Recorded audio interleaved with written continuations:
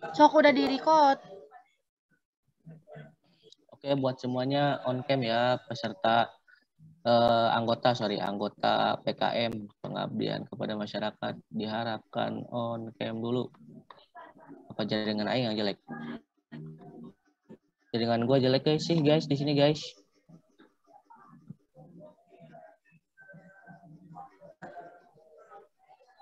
Si Rima belum on cam di sini mah. Rima nuke. Mim on cam. Nah. Hidung. Baik lah hidung tuh. Udah di-record guys. Oke, mulai aja ya. Oh, tadi dulu ini hilang nih guys. Nah. Kedengeran gak sih suaranya? Suara aku patah-patah nggak di sini? Jelas. Patah-patah soalnya dia sedikit patah-patah. Oke, mulai aja ya. Bismillahirrahmanirrahim. Assalamualaikum warahmatullahi wabarakatuh. Waalaikumsalam warahmatullahi wabarakatuh. Kembali lagi bersama kita tim PKM, yaitu pengabdian kepada masyarakat. Sekarang adalah pekan ke-13 yang akan membahas tentang dan perihal materi hadis, wabah adalah rahmat bagi orang-orang mukmin. Judul yang sangat cukup asik ya untuk pada malam hari ini. Untuk lanjut aja untuk mempersingkat waktu juga karena udah terlalu larut malam. Dan terima kasih juga buat peserta yang udah kumpul dan para anggota yang menyempatkan waktunya untuk kegiatan PKM ini, PKM hadis. Untuk materi pertama yaitu akan dibawakan oleh saya sendiri, yaitu akan membacakan teks hadis. Bismillahirrahmanirrahim. Hadasana Ishaq akhbarana Habbanu hadasana Dawud bin Abil Furati hadasana Abdullah bin Buradah an Yahya bin Iyam mara'an Asiyatu zaujin Nabi sallallahu alaihi wasallam annaha ahbarat suhu annaha sa'alat Rasulullah sallallahu alaihi wasallam anit ta'un fa akhbaraha Nabiyullah sallallahu alaihi wasallam annahu kana azaban yab'asuhu Allahu alaihi ala man yasha faja'alahu Allahu rahmatan lil mu'minin walaysa min abdin yaqut ta'un wa yamkusu fi baladihi sabiran ya'lamu annahu lan yusibahu illa ma kataballahu lahu illa kana lahu mislu ajri syahid. Rawahul Bukhari. Hadis riwayat Bukhari. Berikut teks hadis yang saya bacakan. Untuk perihal terjemah hadis, yaitu akan dibawakan oleh Teh Nena Nur Hikmah. Untuk Teh Nena Nur Hikmah, waktu dan tempat dipersilakan.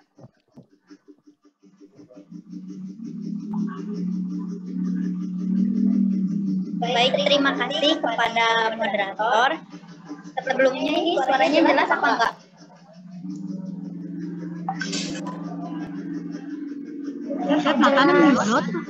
Jelas. Belum jelas atau sedikit patah-patah doang. Oke, lanjut ya. Selanjutnya ada terjemah hadis. Ceritakan kepada kami Ishaq, kabarkan kepada kami Haban, ceritakan kepada kami Daud bin Abi al-Furat, ceritakan kepada kami Abdullah bin Buraidah, dari Yahya bin Ya'mar, dari Aisyah istri Nabi Shallallahu Alaihi Wasallam. Ia memberitahunya bahwa dirinya pernah bertanya kepada Rasulullah Shallallahu Alaihi Wasallam perihal taun atau wabah penyakit. Lalu Nabi Shallallahu Alaihi Wasallam memberitahunya, dahulu taun adalah siksa yang dikirimkan Allah kepada siapa saja yang kehendaknya. Lalu Allah menjadikannya rahmat bagi orang-orang mukmin. Tiada seorang hamba yang tertimpa taun, kemudian menahan diri di negerinya dengan bersabar, seraya menyadari bahwa taun tidak akan mengenai kecuali apa yang telah Allah tetapkan bagi dirinya melainkan baginya pahala seperti pahala orang yang mati syahid. Hadis riwayat Al-Bukhari. Sekian pemaparan terjemah hadis dari saya kembalikan kepada moderator. Oke, terima kasih untuk Teh Nena Nur Hikmah yang telah membawakan terjemah hadis berikut yang telah tadi saya bawakan juga. Oke, untuk selanjutnya atau materi selanjutnya yaitu ada syarah hadis. Untuk syarah hadis, pemaparan atau materi pertama akan dibawakan oleh Teh Rima Fatimah Zahra tentang syarah hadis pertama. Waktu dan tempat dari Fatimah Zahra, waktu dan tempat dipersilakan. Baik, terima kasih kepada moderator. Selanjutnya ada pengertian syarah hadis. Syarah hadis, istilah ta'un, berasal dari wazan fa'ul, yang berasal dari kata ta'an yang memiliki arti penusukan, pernikaman, pencemaran nama baik. Lalu kata ini menyimpang dari arti asalnya dan digunakan sebagai istilah bagi wabah mematikan. Ibnu Hajar al-Asqalani memaparkan definisi ta'un menurut beberapa ulama. Di antaranya, pertama ada menurut Al-Qalil, ta'un adalah wabah. Lalu menurut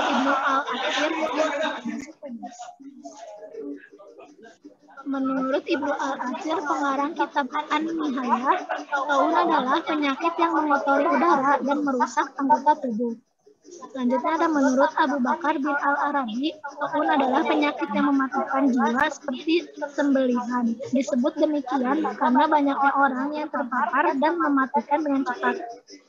Lalu menurut An-Daudi, ta'un adalah benjolan yang muncul di setiap lipatan anggota tubuh dan itu merupakan wabah. Menurut dia, ta'un adalah bisul yang memborok yang keluar dari tubuh. Sedangkan wabah adalah penyakit secara umum. Wabah disebut ta'un karena keduanya memiliki kesamaan, yaitu mematikan. Setiap ta'un adalah wabah, dan tidak setiap wabah adalah ta'un. Lalu menurut Ibnu Abdul Bar, ta'un adalah kelenjar yang muncul dari siku dan ketiak. Terkadang juga muncul dari kedua tangan, jari jemari, dan sebagainya. Lalu ada menurut Al-Mutawawi, ta'un sejenis penyakit kusta. Ta'un memakan habis anggota tubuh penderitanya. Lalu menurut Al-Ghazali, ta'un adalah bengkaknya seluruh tubuh oleh darah disertai demam atau mengalirnya darah ke bagian anggota tubuh sehingga menjadi robek dan membengkak. Kadang juga dapat menghilangkan anggota tubuh tersebut. Lalu yang terakhir ada menurut An-Nawawi, ta'un adalah bisul dan benjolan yang sangat menyakitkan. Muncul disertai rasa panas yang menyebabkan warna kulit di sekitar benjolan berubah menghijau, memerah, keunguan, disertai debaran jantung dan muntah. Benjolan ini umumnya muncul di siku dan ketiak. Sekian pemaparan syarah hadis dari saya. Kembali lagi pada moderator. Oke, terima kasih untuk Teh Rima Fatimah Zahra yang telah membawakan syarah hadis yang pertama. Luar biasa pemaparan materi syarah hadis yang pertama. Ya. Untuk syarah hadis yang kedua, ini materi yang sangat luar biasa juga dari tim PKM kami. Akan ini hadis yaitu ada Teh Nur Fadilah. Untuk waktu dan tempatnya kami persilakan. Terima kasih moderator. Selanjutnya ada menurut sekelompok dokter diantaranya Abu Ali bin Sina. Ta'un adalah zat beracun yang menyebabkan bengkak yang mematikan di anggota tubuh yang lunak. Biasanya di bawah ketiak atau belakang telinga. Penyebabnya adalah darah busuk yang merusak organ sehingga berdampak pada menurunnya fungsi jantung yang mengakibatkan muntah, mual, dan jantung berdebar. Ta'un dapat melemahkan organ dan dampak buruknya melemahkan organ-organ vital sehingga sedikit yang selamat dari penyakit ini. Dari yang muncul akibat letupan darah ke organ tubuh hingga rusak. Penyakit-penyakit lain yang bersamaan yaitu banyaknya korban jiwa yang ditimbulkan keduanya. Saat menjelaskan hadis ini, Ibnu Hajar al-Asqalani mengutip hadis lain riwayat Ahmad taun adalah kesyahidan untuk orang-orang mukmin dan rahmat bagi mereka, dan taun adalah akibat dari perbuatan keji bagi orang-orang kafir. Dalam hadis Ibnu Umar yang diriwayatkan Ibnu Majah dan Al-Baihaqi disebutkan, mereka melakukannya dengan terang-terangan kecuali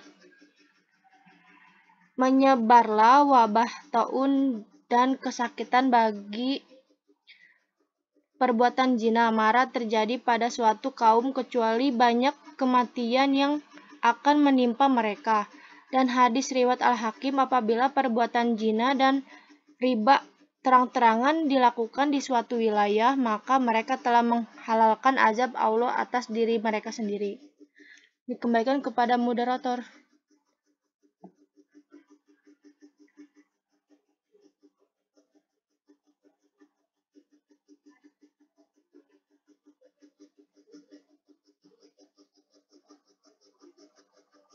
Udah, Jod. Oke, Tenuke Fadilah yang telah membawakan materi syarah hadis yang kedua. Terima kasih banyak karena pemaparannya cukup jelas ya, sangat jelas apa yang telah dipaparkan oleh Tenuke pada malam hari ini. Untuk pemaparan syarah hadis yang ketiga, pemaparan syarah hadis yang terakhir akan dibawakan oleh pemateri yang luar biasa juga pada tim PKM pada malam hari ini, yaitu Terika Amalia Putri. Terika, waktu dan tempat dipersilakan. Baik, selanjutnya ada pahala kesyahidan bagi orang yang meninggal akibat taun diperoleh dengan beberapa syarat, yaitu yang pertama ada pahala sabar. Apabila orang itu bersabar, artinya tidak cemas, tidak khawatir terhadap apa yang menimpanya, melainkan ia menyerahkan urusannya kepada Allah serta merasa ridho atas ketetapannya.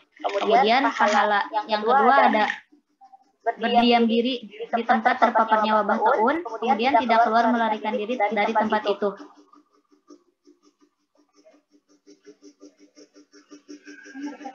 Yang ketiga, menyadari bahwa taun tidak akan menimpanya kecuali telah digariskan Allah untuknya. Namun jika ia berdiam dengan perasaan takut dan cemas atau menyesali mengapa dirinya tidak pergi keluar saja dengan anggapan apabila ia keluar tidak akan terpapar taun, dan dengan diamnya di tempat tersebut menyebabkan dirinya terpapar, maka yang seperti ini tidaklah memperoleh pahala kesyahidan meskipun meninggal karena taun. Hal ini disebabkan pesimisme yang melahirkan keluh kesah dan marah atas takdir Allah serta tidak menyukai pertemuan dengannya. Saya kembalikan kepada moderator. Oke, terima kasih untuk Terika pada pemaparan syarah hadis yang terakhir. Cukup singkat, jelas dan padat juga ya. Penambahan materi atau pelengkap materi dari Terika Amalia Putri tentang wabah, tentang taun pada malam hari ini.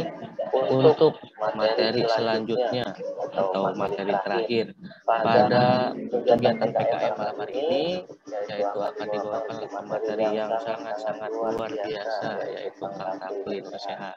Untuk Kang Rafli, waktu Anda dipersilakan. Baik, terima kasih moderator. Di sini saya akan menjelaskan tentang pelajaran yang dipetik dari hadis. Dari pengertian taun yang diutarakan para pakar dapat diambil kesimpulan bahwasanya taun adalah jenis penyakit khusus dengan gejala tertentu. Jadi setiap wabah yang menular belum tentu taun, kecuali sebagai analogi atau kiasan. Maka pandemi COVID-19 bisa dengan penyakit taun ini. Allah menurunkan wabah sebagai bentuk azab bagi umat-umat terdahulu seperti Bani Israel. Adapun wabah yang menimpa orang-orang mukmin dari umat Nabi Muhammad SAW adalah rahmat dan pahala kesyahidan dari Allah. Rahmat karena sakitnya menjadi penghapus dosa-dosanya, dan pahala kesyahidan dapat bagi ia yang bersabar, mengisolasi diri dan meyakini apa yang menimpanya adalah takdir Allah yang telah ditetapkan untuknya. Perbuatan zalim yang dilakukan manusia adalah salah satu dari sebab terjadinya bencana di muka bumi ini. Sebagai contoh, penyerangan tentara Mongol ke Baghdad pada tahun 1258 Masehi yang memakan banyak korban jiwa menyebabkan terjadinya wabah ganas yang menyebar ke Syam. Begitu pula perbuatan keji seperti zina yang dilakukan secara terang-terangan juga menjadi sebab timbulnya wabah dan bencana di muka bumi ini. Hal ini berdasarkan firman Allah Subhanahu wa taala, A'udzubillahi minasyaitonirrajim, Bismillahirrahmanirrahim. Zuharal fasadu fil barri wal bahri bima kasabat aidin nasi liyuziqahum ba'dallazi amilu la'allahum yurji'un. Telah nampak kerusakan di darat dan di laut disebabkan karena perbuatan tangan manusia, supaya Allah merasakan kepada mereka sebagian dari akibat perbuatan mereka, agar mereka kembali ke jalan yang benar. Quran Surat Ar-Rum ayat 41. Sekian materi dari saya kembalikan ke moderator.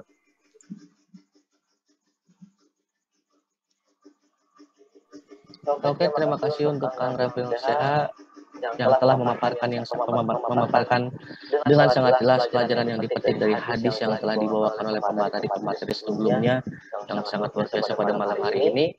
Untuk sesi terakhir sebelum kita tutup, yaitu ada sesi tanya jawab untuk para audiens pada malam hari ini, para peserta yang telah berpartisipasi dalam kegiatan PKM ini. Untuk waktu yang diberikan untuk yaitu 5 menit. Kita tunggu.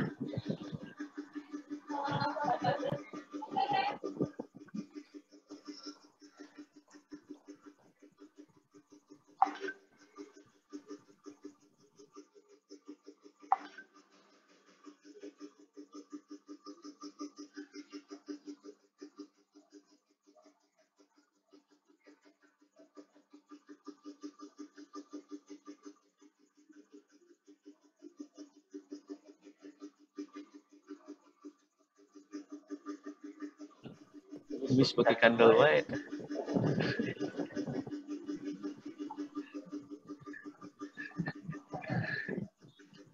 Terus eta kubisna makin kandel wae, Mis.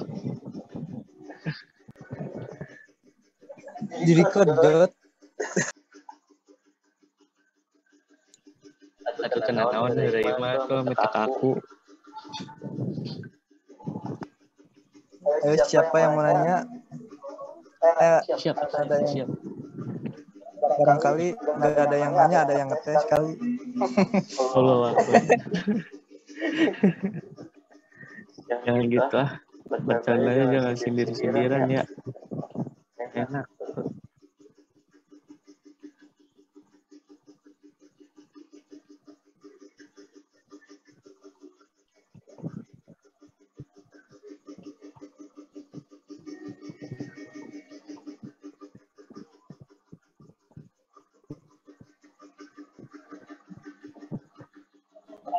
Izin bertanya. Boleh. Mangga. Dari siapa ya? Sebutkan namanya Apakah ya. cacar bagian dari tahun? Terus bagaimana cara menerapkan agar mendapat pahala atau rahmat saat kita terkena taun di kehidupan sehari-hari? Terima kasih. Bentar. Tolong diulangi. Udah namanya Zoom user. Namanya siapa ya? Pertanyaannya jangan kencang-kencang, pelan-pelan. Tadi agak patah-patah suaranya. Atau nggak bisa diketik juga kalau misalnya emang jaringannya kurang ini, bisa diketik di kolom direct messenger.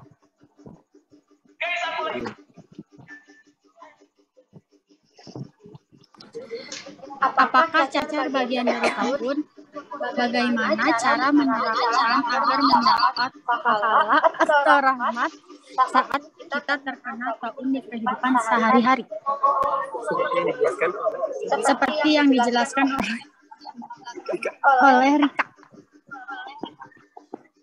Dawa.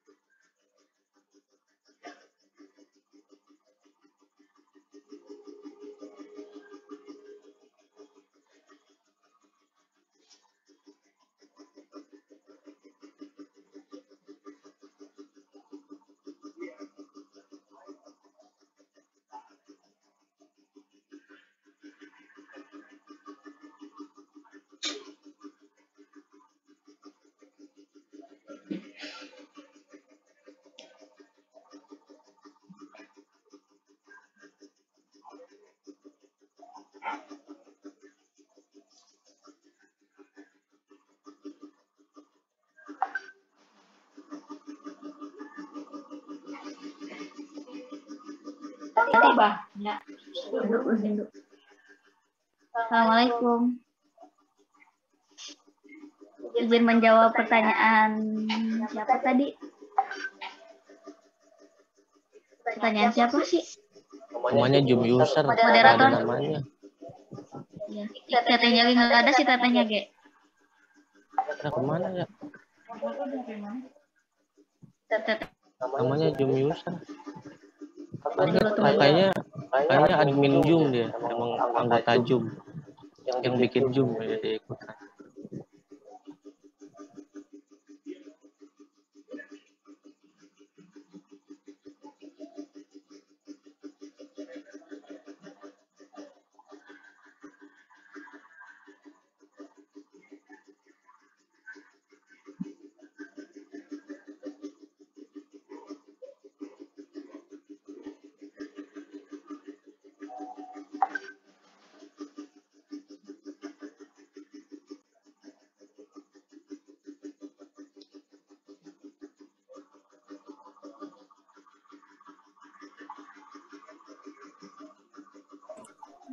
Maaf Kak, tadi jaringan saya jelek. Yang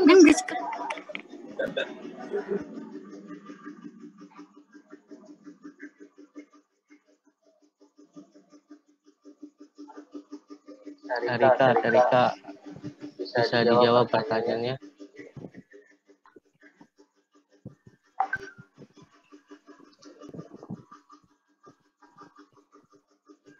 Bisa dimulai aja Tarika untuk menjawab pertanyaan dari tadi info terakhir ada yang bilang Adel ya namanya ya Teh Adel. Ya, Assalamualaikum Teh Adel.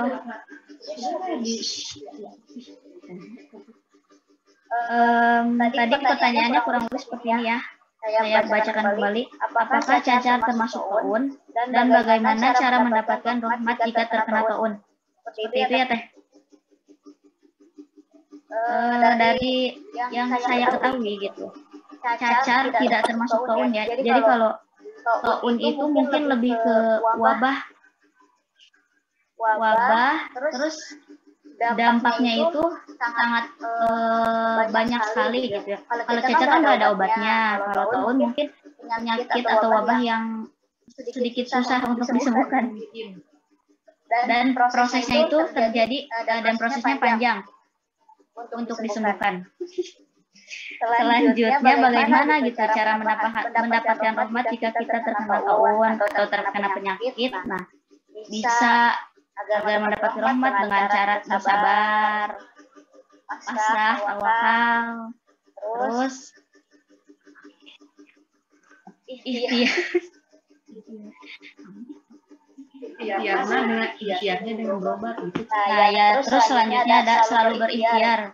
Ikhtiar dengan melakukan berbagai usaha untuk memperbaiki keadaan. Dan selanjutnya supaya dapat rahmat, banyak doa dan berzikir. Itu Teh. Mungkin dari teman-teman ada yang ingin menambahkan.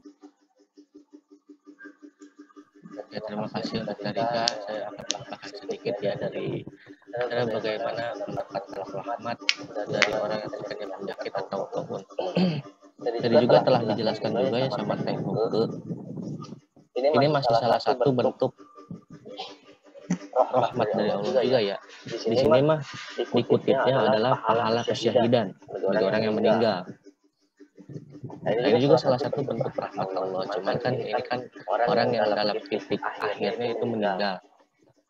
Nah, kalau misalnya kita masih hidup terkena taun atau penyakit, bahwasannya Rasulullah SAW bersabda, orang yang terkena penyakit atau musibah ataupun yang lainnya di muka bumi adalah salah satu bentuk rahmat Allah, yaitu kifarat. Salah satu bentuk rahmat Allah yaitu kifarat atas dosa-dosanya semasa dia hidup.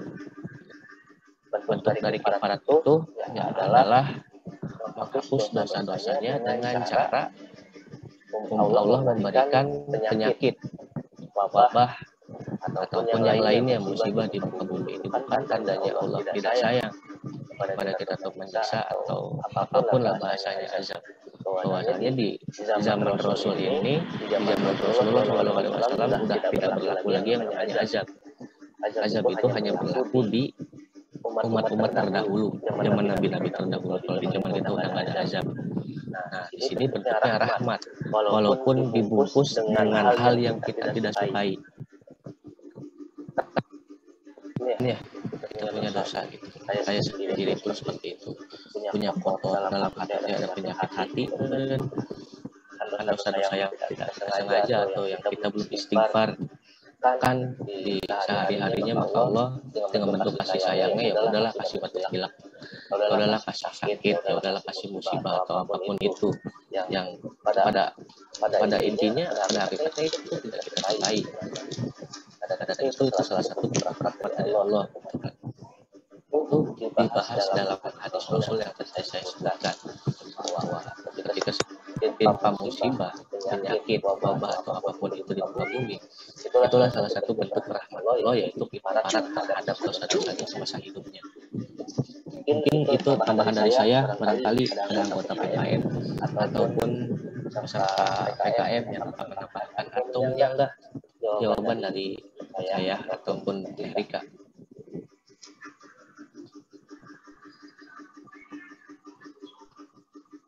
Ataupun juga buat tadi peserta yang bertanya, barangkali udah cukup.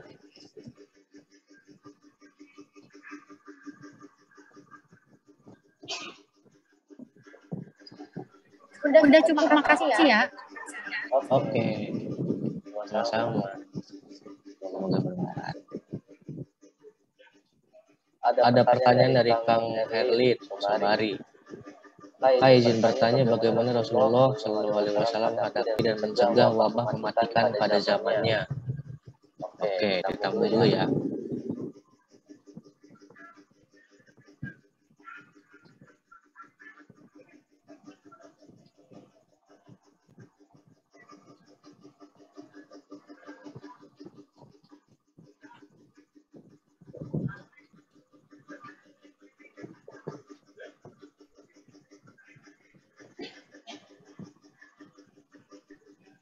Oke, untuk pertanyaan Kang Lilin Subari, saya akan bacakan kembali sebelum saya jawab. Bagaimana Rasulullah Shallallahu Alaihi Wasallam menghadapi dan mencegah wabah mematikan pada zamannya? Ada hadis yang cukup familiar tentang wabah apapun itulah penyakit. Ada hadis yang menyatakan jika suatu tempat terkena wabah, janganlah sekali-kali engkau mendatangi tempat tersebut. Janganlah sekali-kali engkau mendatangi tempat tersebut yang terkena wabah. Dan jika tempatmu terkena wabah, maka jangan sekali-kali engkau keluar daripada tempat tersebut yang terkena wabah atau desa kita yang terkena wabah. Itu salah satu hadis yang sangat familiar dari wabah ataupun taun. Ya. Maksudnya dari hadis tersebut, cara mencegahnya Rasulullah, kalau kata kita zaman sekarang adalah lockdown, ya, lockdown atau pembatasan sosial. Itu cara pembatasan sosial Rasulullah SAW pada saat itu. Termasuk juga apa yang telah disebutkan Rasul dalam hadisnya tadi. Jika tempat orang terkena wabah, kita jangan datangi tempat itu. Karena apa? Ketika kita mendatangi tempat tersebut, kita sama saja membunuh diri kita sendiri. Yang pertama itu. Jika kita tidak mati di sana, kita pulang, kita akan menyebarkan wabah di tempat kita. Bisa juga kita akan membawa madorot yang sangat besar. Kekhawatiran yang sangat besar, bahaya yang sangat besar di kampung kita yang tidak terkena wabah, gitu kan? Bahayanya sangat besar. Terus jika tempat kita terkena wabah, jangan sekali-kali keluar ke tempat lain, karena kita tidak tahu kita terkena wabah ataupun tidak. Menjaganya, ikhtiarnya, usaha kita agar orang lain yang di luar sana, di luar desa kita yang terkena wabah, tidak terjangkit pula wabah yang seperti kita alami. Kita di sini yang terkena wabah, di tempat kita yang terkena wabah, ikhtiarnya yaitu menjaga diri seperti ya berobat, tidak keluar rumah mungkin, atau makan makanan yang bergizi, yang menyehatkan, ataupun apapun itu pada zamannya, yang saya tahu seperti itu. Jadi gitu, jadi tidak keluar dari tempatnya. Kita desa kita terkena wabah, jadi kita tidak keluar dari tempat kita. Diharapkan kita tidak menyebarkan penyakit kepada tempat atau orang lain di luar jangkauan desa kita yang terkena wabah. Madorotnya 2 kali, gitu kan. Kalau kita nggak kena wabah ya nggak masalah, gitu kan. Tapi tetap aja anjuran dari Rasul, kita terkena ataupun tidak, di wilayah kita terkena wabah kita jangan keluar. Dikhawatirkan kita kan tidak tahu bisanya kita kena wabah. Ketika kita keluar orang lain terjangkit, pada akhirnya terkenalah semua.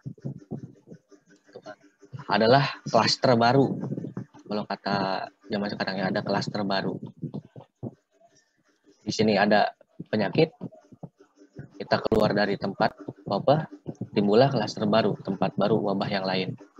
Maka dari itu adalah salah satu keterangan bahwa hadis yang cukup familiar di dalam ruang lingkup atau circle taun, penyakit.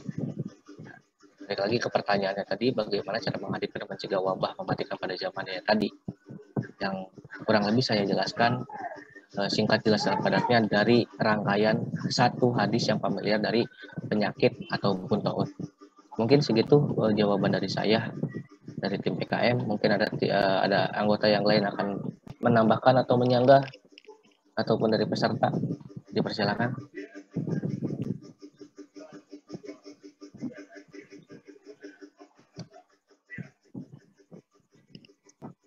Barangkali juga Kang Herlin sudah cukup dari jawaban tersebut atau kurang cukup atau kurang jelas, bisa direspon lagi aja, dicek juga nggak apa-apa. Oke Kak, cukup. Terima kasih, penjelasannya sangat bermanfaat. Amin. Semoga bermanfaat bagi kita semua.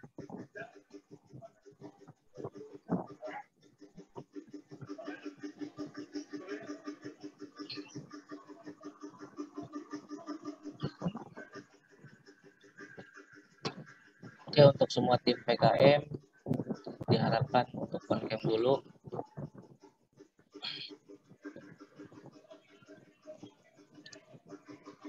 Kang Rafli, on-cam dulu Kang Rafli.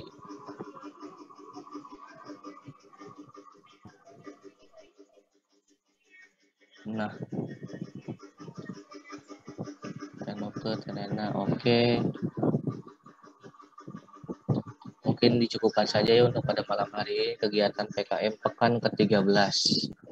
Dari anggotanya saya sendiri sebagai moderator Rizal Rahman, lalu ada Telika Malia Putri, ada Kang Rafli Nurseha, lalu ada Tenu Nur Fadila, ada Teri Mamati Batuzaro, dan ada Tenena Nurima.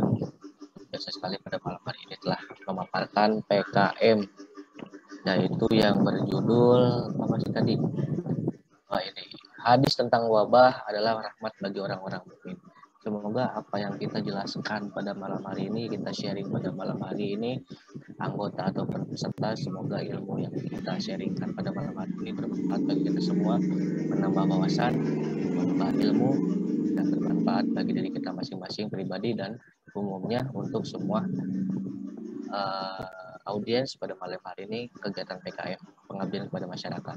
Mungkin cukup sekian dari kami, dan saya akan mewakili penutupan pada malam hari ini dari tim PKM pekan ke-13. Semoga kita bisa ketemu lagi lain hari, pekan-pekan berikutnya dari tim PKM, pengabdian kepada masyarakat. Allahu a'lam bishawab. Terima kasih untuk semuanya. Assalamualaikum warahmatullahi wabarakatuh. Waalaikumsalam warahmatullahi wabarakatuh.